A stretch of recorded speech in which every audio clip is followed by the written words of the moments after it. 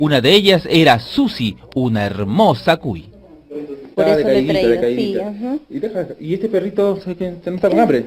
No, es mi mascota también, Lo mi cuida él. animalito también, sí. Yo pensaba que está con hambre. A veces gatos así entran a la casa y entonces... ¿Él lo defiende? Sí.